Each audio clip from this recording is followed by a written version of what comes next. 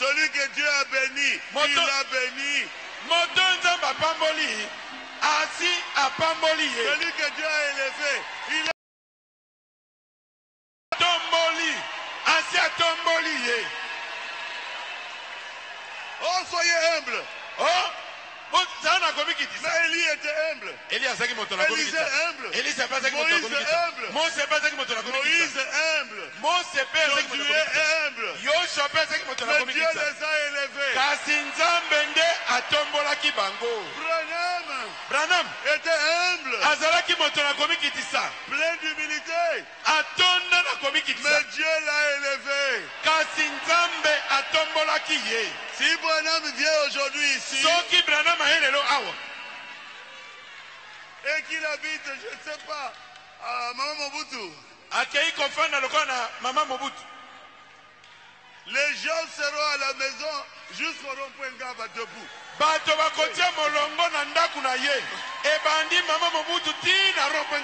non, moi j'étais ici depuis longtemps. J'ai passé la nuit ici. Mais vous êtes au rond-point Ngaba, non? Quand est-ce que vous allez atteindre la cité verte? Pourquoi? Dieu a élevé William Branham.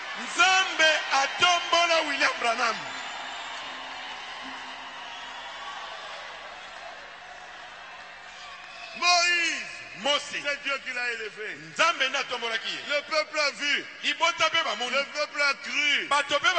Maintenant, Dieu dit à Josué, je serai avec toi comme j'étais avec Moïse. Mais entre les deux. Mais maintenant Dieu vient. Il dit, je vais t'élever. Quand? Aujourd'hui. Devant tout le peuple d'Israël.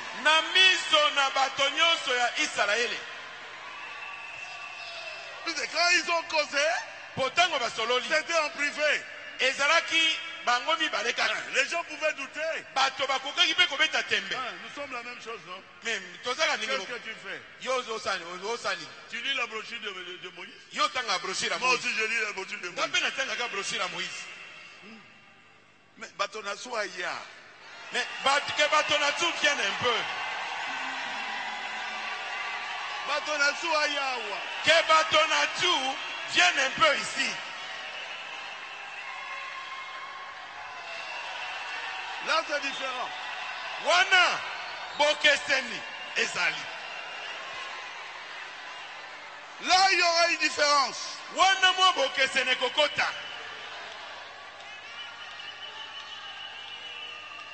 Puisque Dieu voulait que le peuple puisse croire en Josué. Lokola posa na nzambe ezalaki ete bato bandimela Yoshua. Dans Josué 3:7, Dieu dit, l'Éternel dit à Josué, aujourd'hui, je commencerai à t'élever aux yeux de tout Israël, afin qu'ils sachent que je suis avec toi, comme j'ai été avec Moïse.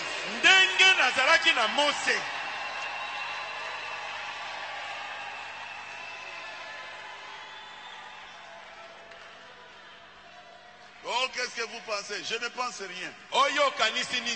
Je suis en train de lire. C'est pas moi qui ai écrit ça. C'est Josué qui a écrit. Tu donneras cet ordre au sacrificateur qui porte l'arche de l'alliance. Et devant là-bas, ce sont les chanteurs, les cantiques doivent chanter. Mais pour l'arche, il faut que ça soit des Lévites.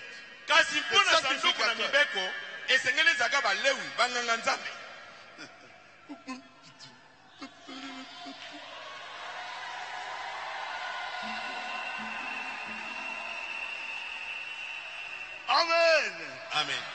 Et il y a eu un cantique formidable là. Beba betaki loyembo moko ya matata. Kolo Yesu pambola. Yahweh pambola. Yesu pambola ye. Yahweh pambola. Pambola Josué Nabiso ye. Pambola ye. Pambola pe Moïse. Pambola ye. Quand leurs pieds Tango kaka makolo na bango ont touché l'eau du Jourdain, esimbi kaka suka na libongo simbi mwa mai. C'était un temps où le Jourdain était plein. Mai ebale na Aladene ezalaki ya kotonda beke. Parce que c'était un temps de la pluie. Po ezaki elokombula ezakobeta mingi. C'était grand. Ezaki monene tondi. Moi je connais le Jourdain, j'étais là. Ngai na ibe bale Aladene po na koma kuna. J'ai baptisé les gens dans le Jourdain. Na batisa pe batokat ne bale Aladene. Je ne vous trompe pas que j'ai mis les pieds et puis c'est... Non. Na koki kwa koko sabino teke na chaki no koloma ekimi. Quand ils ont placé leurs pieds, Tango kaka bakitisi makolo na bango. l'eau a reculé. Mai ezongi sima.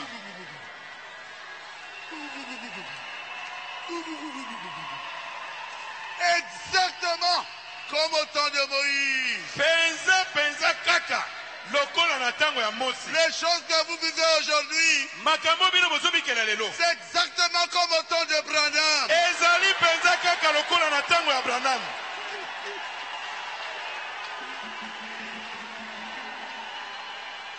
L'eau a reculé.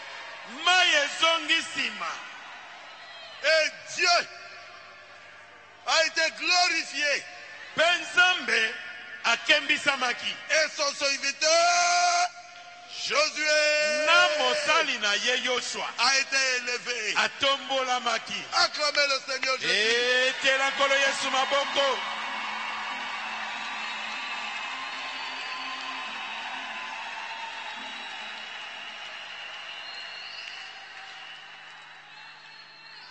Oh Jésus, tu es merveilleux. Oh Yesu ozali malamu.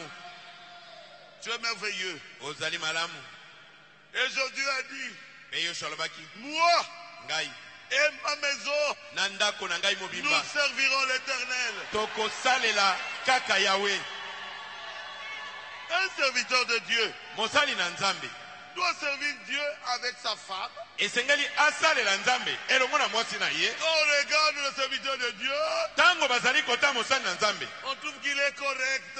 bamoni ete azali sembo. Quand on regarde sa femme, Soki pe batali mwasi na on ye trouve qu'elle est bien. bakuta ete azali mwasi malamu Comme maman faux. lokola mama fo.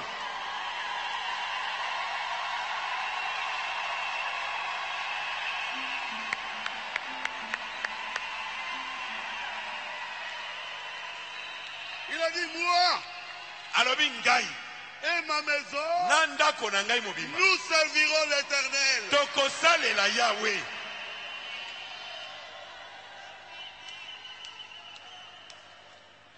Quand vous avez une mauvaise femme, Tango yo ozali na mwasi mabe somba, fanda.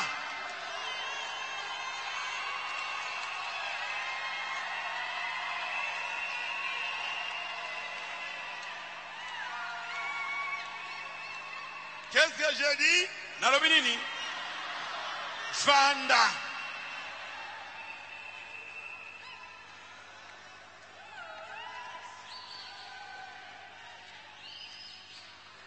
Sinon, ça sera un scandale.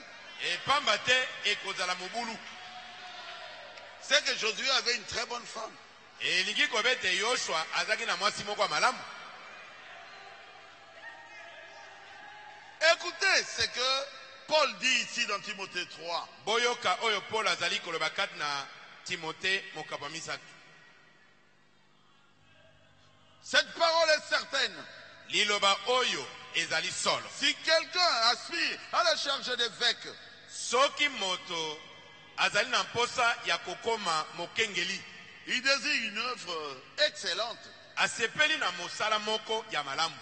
Il faut donc que l'évêque soit irréprochable, Na yango esengeli ete mokengeli azala na mpamela te.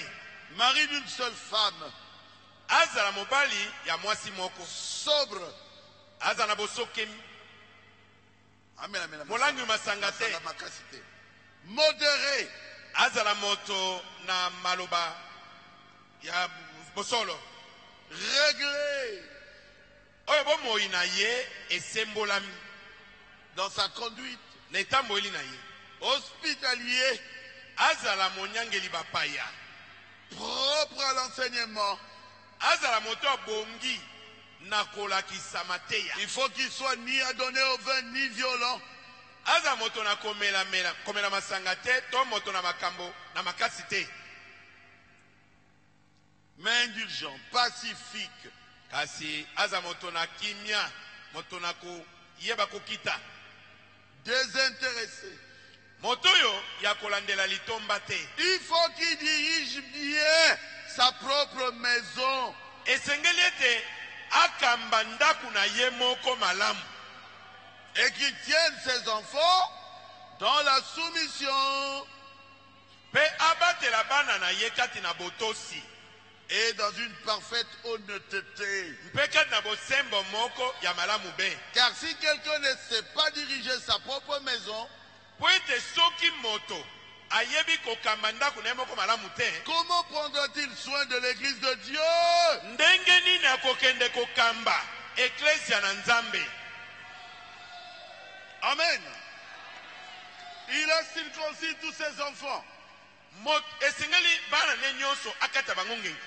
C'est ce que Moïse avait fait. Yango ne Mose asalaki. C'est ce que Josué avait fait. Yango pe Yoshua asalaki. Il avait même dit au peuple, Alobaki kutu na bato. ceux qui ne sont pas circoncis, surtout les jeunes, Ete circoncision. ba oyo bazali bisute koleka mingi bilenge. Bino nyonso bokatisa ngenga.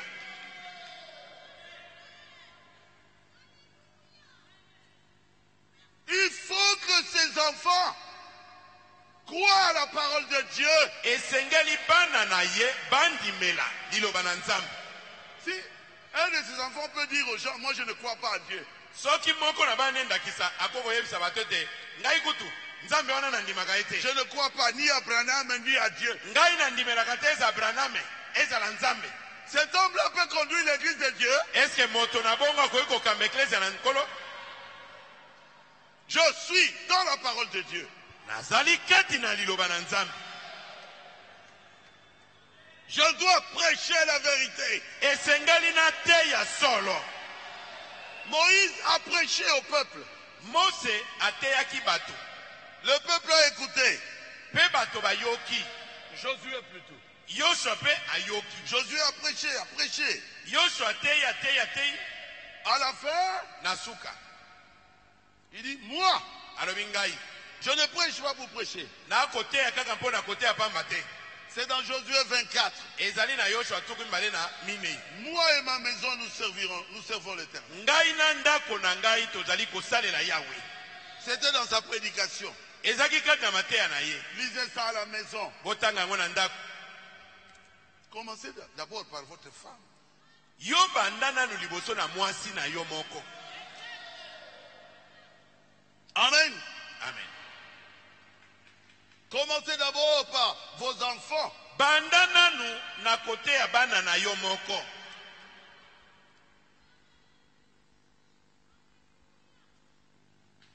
C'est dans Josué 24, 14. Yoshua tukumba na mine nzela zomi na mine. Maintenant craignez l'Éternel Sika oyo bobanga Yahweh.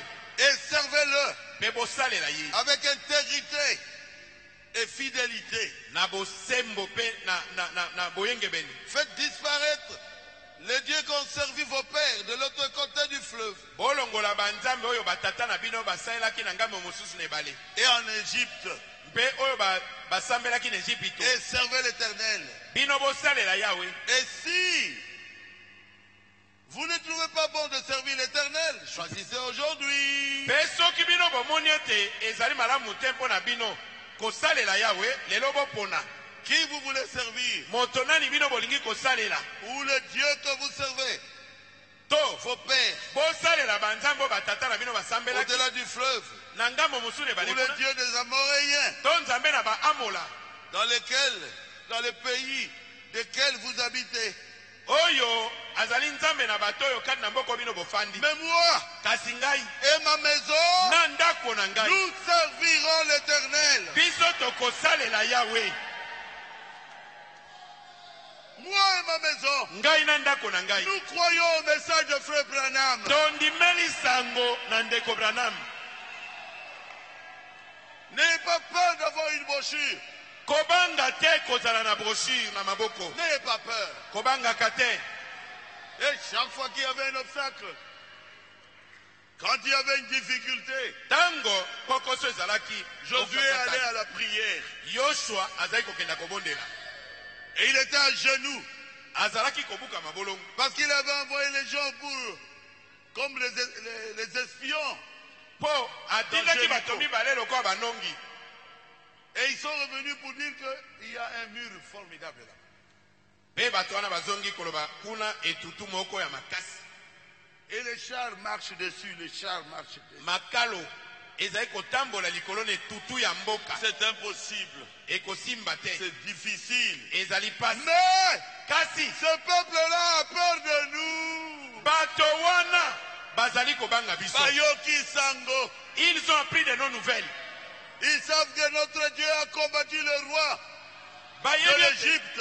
Nzambe na biso akwesi mokonzi na Egypte. Ils ont peur. Bazali na kolenga. Mais le mur, Kasi bitutu na bango. c'est ça notre problème. Ekpokoso na biso yango wana. Le mur de Yango ezali munene penza kabaka te. élevé.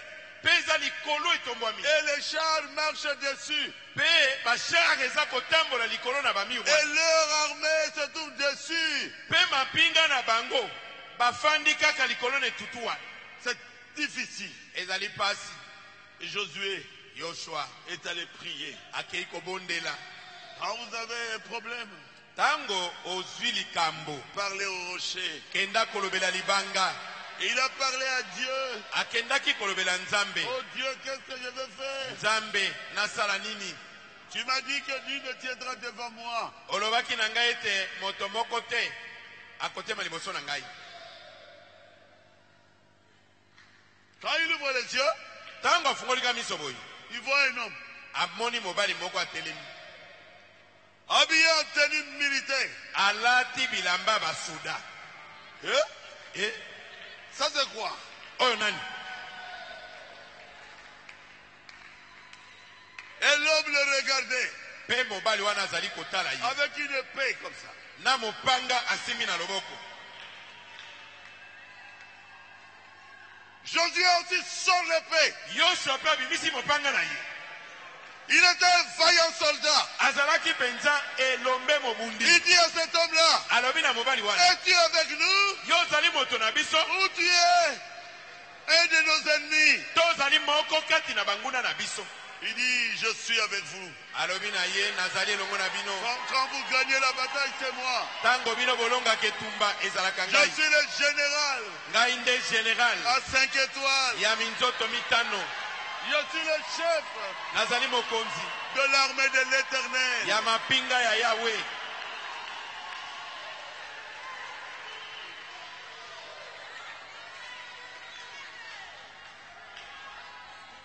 Vous gardez le silence. Bino bozala kaka nye. C'est l'Éternel qui combat pour nous. Yahweh nde azali kobundela biso. Même quand vous gagnez une bataille, Ata soki bolongi etumba, remettez la gloire toujours à Dieu. bozongisa nkembo kaka epai na Nzambe. Il est invisible, Amonanaka na miso mais te. il deviendra visible pour vous. Kasi akomonana na miso mpo na yo. Quand Élisée était entouré par l'armée des Syriens, Tango baisraele bazingamaki na mapinga na basulia. Élisée, Elisa entouré par l'armée des Syriens, azingamaki na mapinga basulia. et son serviteur, c'était Géasi, Yes. Mosali na ye Gehazi abandi kolenga. tremblait. Azolenga. Oh, l'armée des Syriens, Abi ai mapinga na ils basulia. nous ont entourés. Bazingeli biso. Ah! Il faut regarder l'invisible. Esengeli kotala na oyo amonanaka te. Le prophète voit même l'invisible.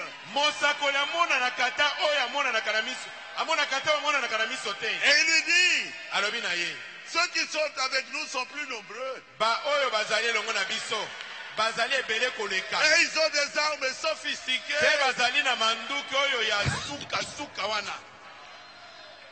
Mais où sont-ils? Où sont-ils? Géasi n'avait pas la foi. C'était un voleur. À la fin, il a volé. Dieu ne travaille qu'avec ceux qui ont la foi. Il dit, Seigneur, ouvre-lui les yeux. Géasi a regardé. Il a vu l'armée de l'Éternel. Des milliers, des milliers. Des millions. Des soldats. Bien armés. Sur des chevaux. Élisée a dit, j'ai vu. Ma soeur. Le sorcier qui vient t'attaquer là. Si Dieu t'ouvre les yeux, mon frère, il y a toute une armée céleste qui campe autour de ceux qui craignent l'Éternel.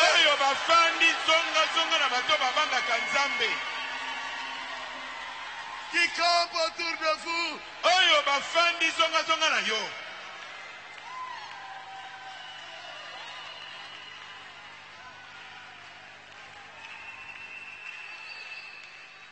Quelqu'un peut dire gloire à Dieu. Gloire à Dieu. Quelqu'un peut dire merci Jésus. Merci Jésus. Si Dieu est pour vous. Si Dieu est pour vous. Si Dieu est pour vous. Si Dieu est pour toi, ma fille. Qui Qui sera contre toi?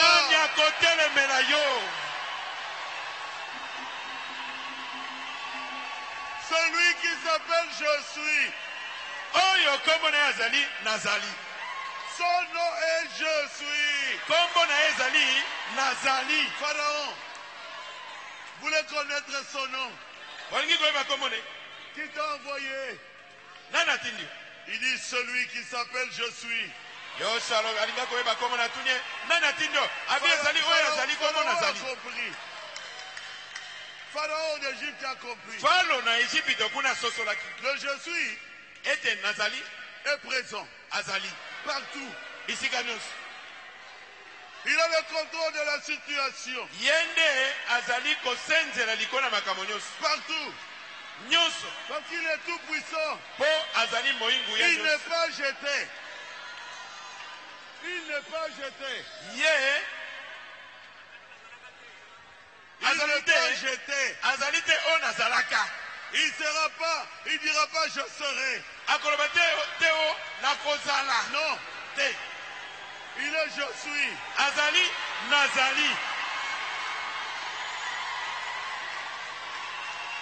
Il est présent.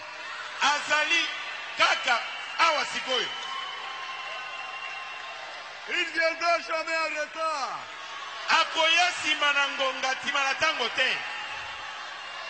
Il ne viendra jamais en retard. Il sera dans le feu avant qu'on vous jette là-bas. Il sera dans la fosse au lion avant qu'on vous jette là-bas.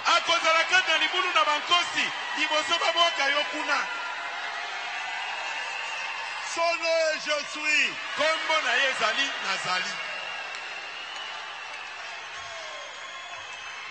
Moïse avait enlevé les souliers.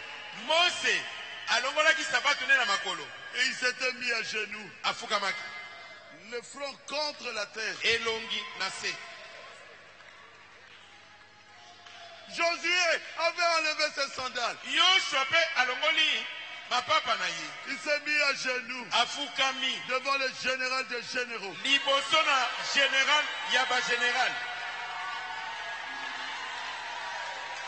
Et il applaudissez. Il a adoré. Pe akumameli ye. Lisons ça. Totanga yango. Josué 5, Yoshua mitano. verset 13. Nzela zomi na misato. Comme Josué était près de Jéricho, Lokola Yoshua azalaki pene na Jericho. il leva les yeux et regarda. Atombolaki miso patalaki. Voici un homme Mobali moko atelemi. se tenait debout devant lui, Atelemi liboso na ye. son épée nue dans la main. Asili kofungola mopanga na ye asimi na maboko. Il alla vers lui et lui dit, Akei liboso na lobi. es-tu des nôtres Est-ce que yo oza moto na ou de biso? nos ennemis? To ozali moko na banguna na Il biso? répondit, Ayanoli ye. Non. Te. je suis le chef de l'armée de l'Éternel. Nazali mokonzi ya mapinga ya Yahweh. J'arrive maintenant, Josué, pour t'aider. Na ye sikoyo Yoshua mpo nasunga yo. Josué tomba le visage contre terre, Yoshua kwei elongine na mabele. adora cet homme Pe akumamelaki mobali wana. et dit, Alobi, qu'est-ce que mon Seigneur dit à son serviteur? nkolo na ngai akoloba nini na moumbu na ye? Et le chef de l'armée de l'Éternel dit à Josué, Pe mokonzi na mapinga na Yahweh alobi na Yoshua, ôte tes souliers, longola sapato no na makolo. car le lieu sur lequel tu te tiens est saint. Po ete sika yo otelemi ezali bule. Il avait dit à Moïse, Alobaka pe na Mose, ôte tes souliers, longola sapato na yo.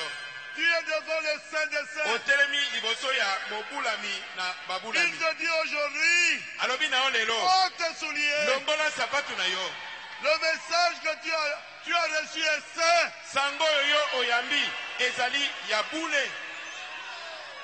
Enlève tout orgueil. Longola lolendo no nyonso. Sois humble Zala moto na komi et kitisa. marche avec le message. Pe tambola na sango na tango.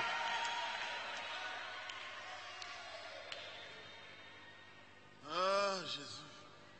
Il faut que je puisse atterrir. Esengeli na banda kokitisa pepo. Je vais vous faire rire un peu. Tigana sekisa bino mwa muke. Mwali Mwali. m'a appelé. C'était aujourd'hui ou hier? Hier à Francine. Abengi ngai. Soki lobi elekite. Alors, elle me dit, on est en train de suivre ici. Et vous avez dit, je vais atterrir. Alobi na ngai tozolanda yo awa ndenge ozoteya olobi ete nalingi sikoyo nakitisa pepo. Alors, mon petit-fils là-bas, il s'appelle Emmanuel. Koko na ngai kuna mwana na ye komona Emmanuel. A dit, tu vois, Abi omoni? je vous ai toujours dit Nalobelaka bino ntango nyonso. que mon grand-père Ke koko na ngai est un pilote. azaka pilote. Il va venir atterrir. Sikoyo alingi akitisa pepo. Oh Jésus, ça fait du bien. Ezosala malamu. Oui, je suis pilote. Ya solo nazali mokumbi pepo. De Branham et de Baruti Tabernacle. Ya baruti tabernacle. Je vais maintenant atterrir. Sikoyo nalingi nakitisa pepo. Ouf.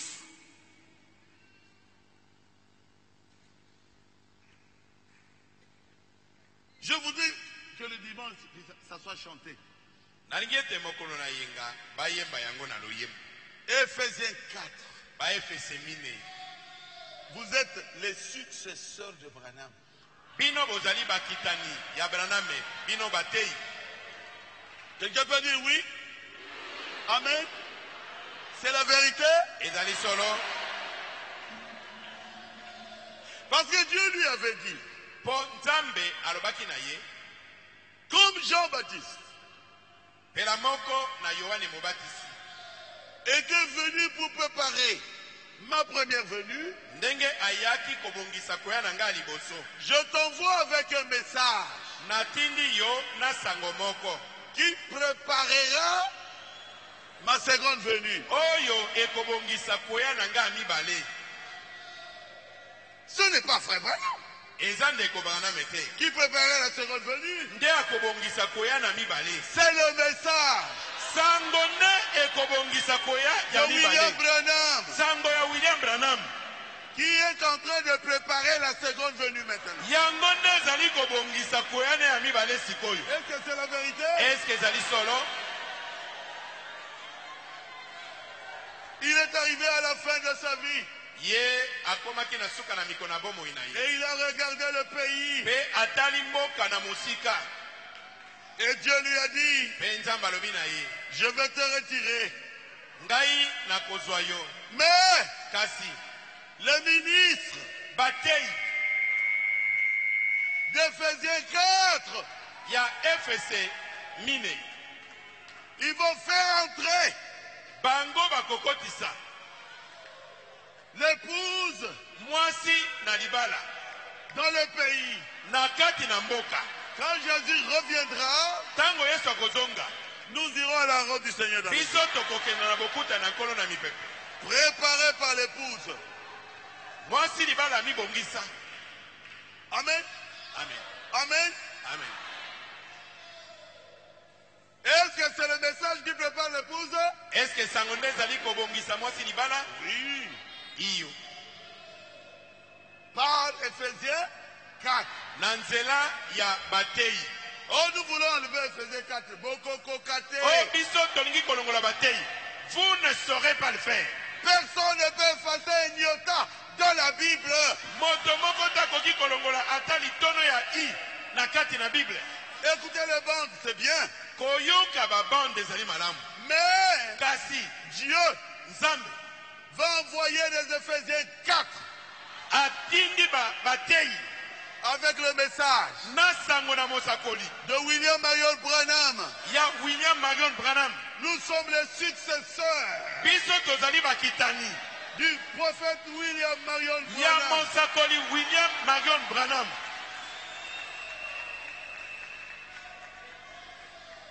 William Branham. William Branham. Nous voulons te poser une question. Tolingi totuna yo motuna moko. Les évangélistes Bapalanga isango malamu. devaient-ils continuer à œuvrer sur le champ de travail? E kosengela ete bako baka kosala mosala na bango. C'est la révélation de cette sauce, page 473. E moniseli ya Deuxième bilembo sango. question. Lokasa kama mine tuku sambona misato. Question-réponse sur les sous. Mituna pe biano likona bilembo. En cette heure, Nangonga oyo. évidemment, Solo esengeli bakoba. la question est claire. Motuna eza polele. Devait-il continuer? Est-ce que esengeli bakoba kote C'est ya que toi, tu t'arrêtes. Eux, ils continuent yo okotelema. Bango bakokoba. à œuvrer sur le champ de travail. Na elanga mosala. Il dit oui, Alobi iyo. évidemment. Solo penza. Voilà ce qu'ils veulent dire. Tala oyo elingi koloba. Certainement, Solo penza. bien sûr, Nalobi ete solo. ne changez rien du tout. Po changer atelo komo kote. Ah oui. Iyo. Le fait maintenant on commence à changer, on dit qu'on écoute seulement les bandes et c'est terminé. Ndeko bwana me bakomi ko changer ba bi ete toyo kaka baba ndeba mesili. Non, Te. ne changez rien du tout. Bon, Si Jésus changez le devait moment côté. venir demain, Ata soki akoya lobi. prêchez aujourd'hui. Bino bote ya lelo.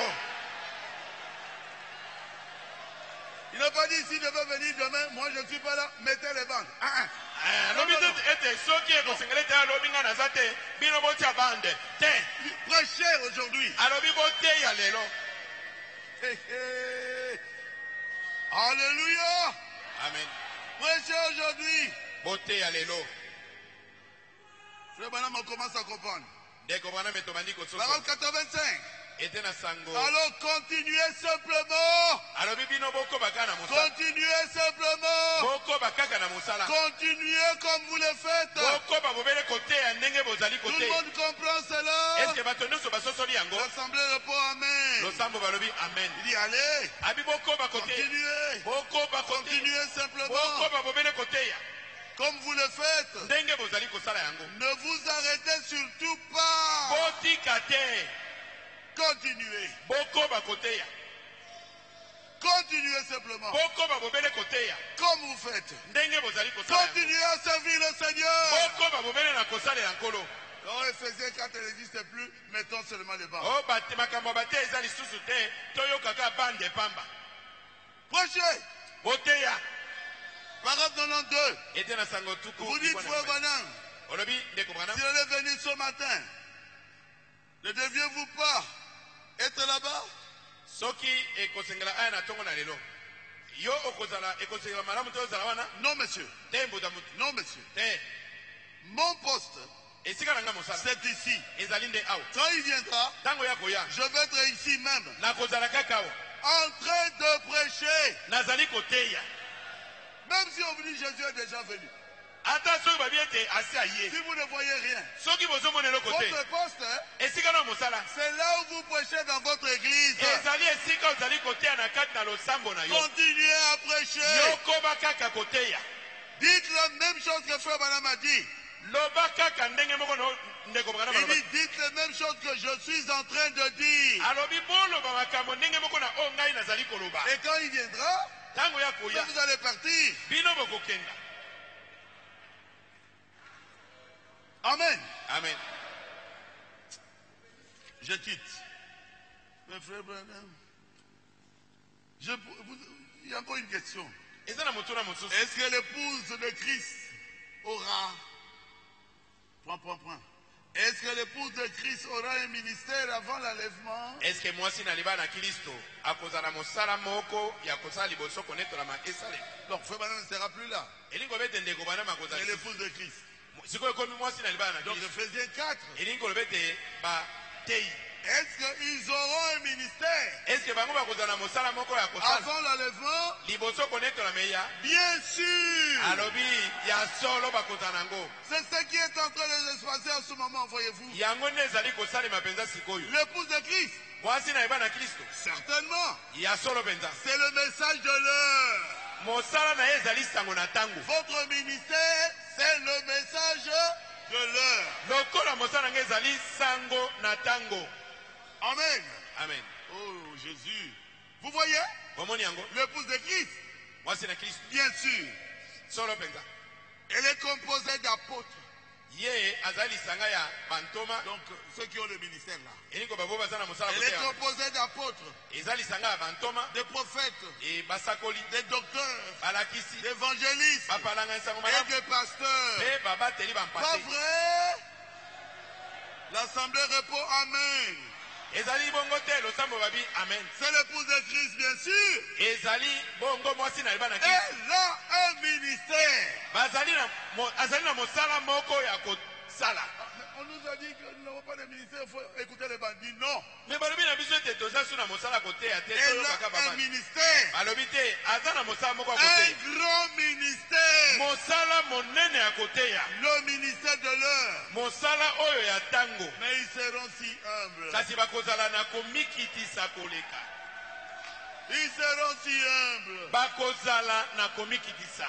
Quand vous voyez un prédicateur orgueilleux, Soki omoni motei moko abandi koya na lolendo. Dieu n'est pas avec lui. Nzambe aza elongo na ye te. Si vous avez compris, dites Amen. Soki bososoli boloba amen.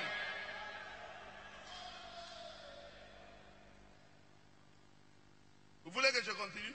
Olingi nakoba kotanga. L'épouse de Christ, Mwasi na yeba na Kristo.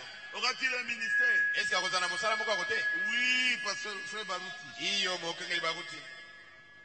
Peut-être que le ministère que j'ai exercé, Mbala mosusu mosala oyo ngai nasali.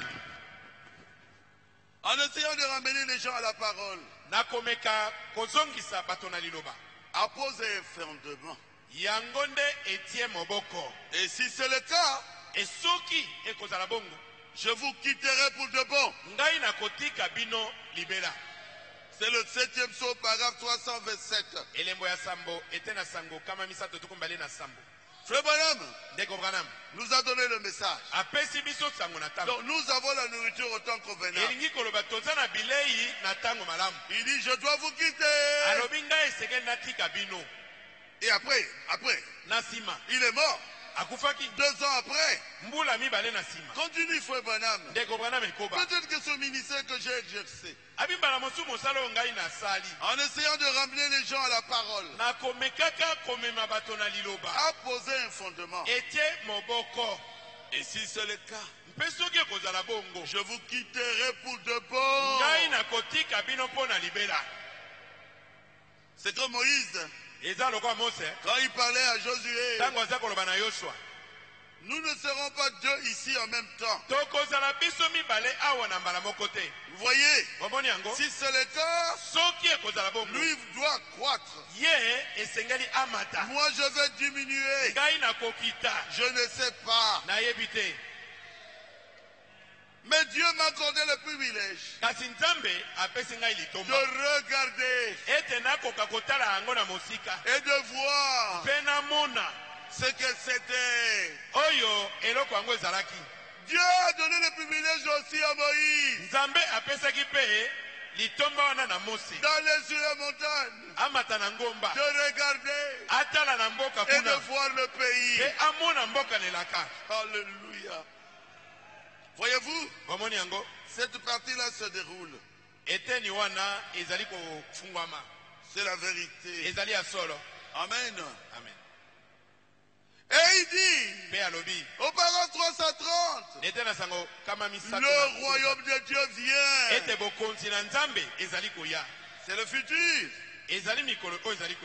La transformation. Moi je dirais de l'épouse se poursuit de plus en plus. Du négatif au positif. Or, les gens ne devraient pas s'achauffer de la justification à la sanctification, du baptême du Saint-Esprit. Et ensuite ici, voyez-vous, nous nous rapprochons simplement toujours plus de Dieu. Normalement, nous devions devenir la parole faite chair.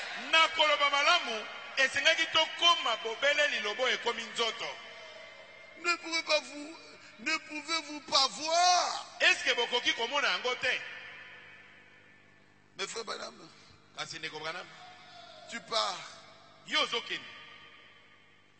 Mais l'épée, tu donnes à qui? Il dit ceci. Parole 373. Je commence à dépérir. Je sais qu'il ne peut plus me rester beaucoup de jours.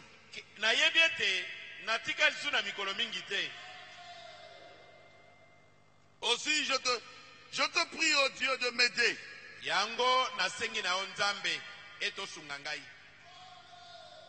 Permets que je sois fidèle, Seigneur, et honnête, et sincère, afin que je puisse porter le message aussi loin que j'ai été destiné à le porter.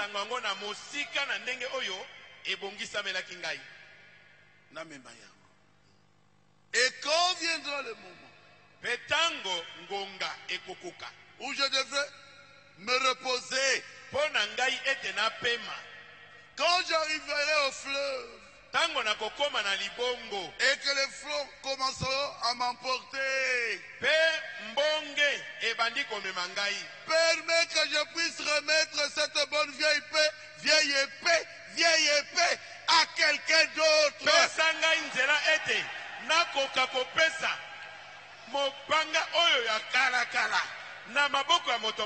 qui s'en servira avec honnêteté, Seigneur, et qui portera la vérité. Accorde-le, Seigneur.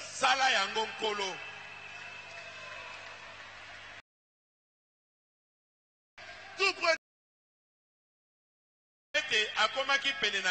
Il a pris l'épée.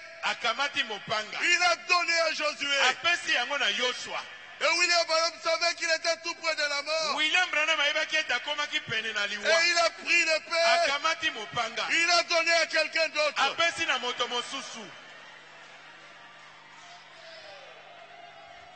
Je ne fais que lire. Les Éphésiens 4 sont les successeurs de Branham. bangonde bakitani ya Branham. Pourquoi? Pona nini? Pour prêcher le message. Pona kote ya sango na tango. Jusqu'à ce que Jésus revienne. Kino mokolo Yesu akozonga. Je suis en train d'atterrir. Nazali kati na kokita. Exposé de 7 âges de l'église. Bileko sambona ecclesia. Page 149. Lokasa mokama tukumine inalibua. C'est pas moi qui ai écrit ça. Ngainde moto na komi yango te. Non. C'est écrit là. Ekomami na yango. Je suis en train de lire. Ngai nazali bobele kotanga. Dernier paragraphe. Eteni ya suka na lokasa. Nous retrouvons exactement le même modèle dans chaque âge.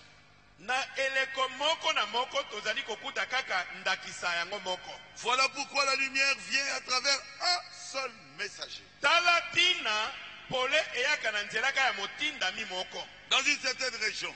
Na etuka moko boy. Et ensuite, na sima, à partir de ce messager, kouta na motindami wana, la lumière se répand. Pole ekopanzana.